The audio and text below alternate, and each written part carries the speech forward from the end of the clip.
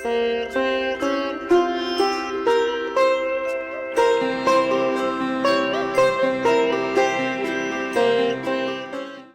બાદ આપનું સ્વાગત છે દર્શક મિત્રો। આજે લાભ પાંચમ છે અને લાભ પાંચમના દિવસે ધંધા રોજગાર આજથી હવે ખુલી જવાના છે અને તેની ઉજવણી તેની પૂજા થઈ રહી છે। ત્યારે વધુ માહિતી મેળવીએ સ્નેહલભાઈ પાસેથી। સ્નેહલભાઈ, આજે જે મુહૂર્ત દેખવામાં આવે છે, મુહૂર્તનું શું મહત્વ છે? એવું કહેવાય છે કે આજના દિવસે મુહૂર્ત જોવામાં નથી આવતા, આખો દિવસ શુભ માનવામાં આવે છે। પંચમી અને એમાં પણ લાભ પાંચમ, વર્ષની શરૂઆત અને શરૂઆતના પહેલાં પણ આપણે વાત કરી, અત્યારે પણ કરી રહ્યા છીએ કે યશ, કીર્તિ, વિજય, લાભની પ્રાપ્તિ દરેક જીવ માત્ર કોઈ પણ વેપાર, કોઈ પણ ધંધો, કોઈ પણ રોજગાર, આને જીવનમાં યશ મળે, કીર્તિ મળે, ધન ધાન્ય અને સમૃદ્ધિની પ્રાપ્તિ થાય, એટલા માટે વેપાર ધંધાની અંદર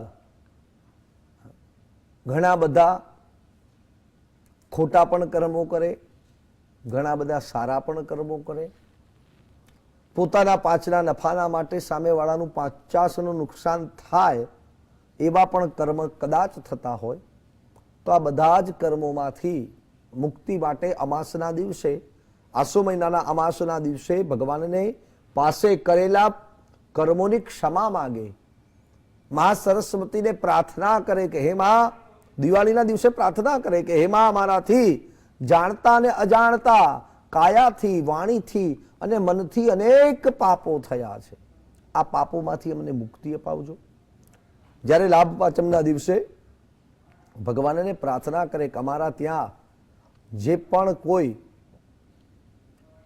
અમારો ગ્રાહક આવે, અમારા ત્યાં અતિથિ બની અને કોઈ પણ વસ્તુ લેવા માટે આવ્યા હોય તો અમે એને પણ જીવનમાં વેપાર ધંધામાં ખાલી અમને લાભ થાય એવું નહીં, પણ અમારા ત્યાંથી વસ્તુ લઈ ગયા પછી એને પણ સંતોષ થાય, એને પણ લાભ થાય, એના જીવનની અંદર એની પણ કીર્તિ, યશ થાય, એવા અમને સારી બુદ્ધિની પ્રાપ્તિ થાય, જેથી કરી અમારા ત્યાં રિદ્ધિ છે, સંપત્તિ છે, અમારા ત્યાં સ્થિર થાય, અમારી કીર્તિ થાય, અમને જીવનની અંદર અમારી યશ ગાથાઓ યશસ્વી બની, જીવનમાં અમારા ત્યાં સર્વ મનોરથો ભગવાનની કૃપાથી પૂર્ણ થાય।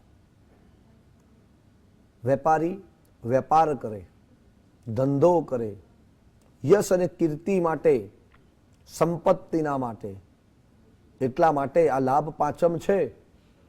પાંચમીના દિવસે, કારતક મહિનાની અંદર શરૂઆતના ભાઈબીજના દિવસો, ત્રીજના દિવસે ભગવાનનું સ્મરણ, ચોથના દિવસે ભગવાન વિઘ્ન વિનાયકની પ્રાર્થના અને પાંચમના દિવસે વિઘ્ન વિનાયકની કૃપાથી લાભની શરૂઆત થાય, જ્યાં ભગવાન વિઘ્નેશ્વરની કૃપા મળે અને લાભ મળે, યશ મળે, કીર્તિ મળે, એટલા માટે આ લાભ પાંચમના દિવસે મુહૂર્તની વેપાર ધંધા રોજગારની શરૂઆત કરે, વેપારની અંદર સર્વ મનોરથ જીવનની અંદર પૂર્ણ થાય, વેપાર ધંધો દિન પ્રતિદિન એને લાભ આપે અને જે લાભથી એનો વેપાર છે એ આગળ ને આગળ વધતો રહે।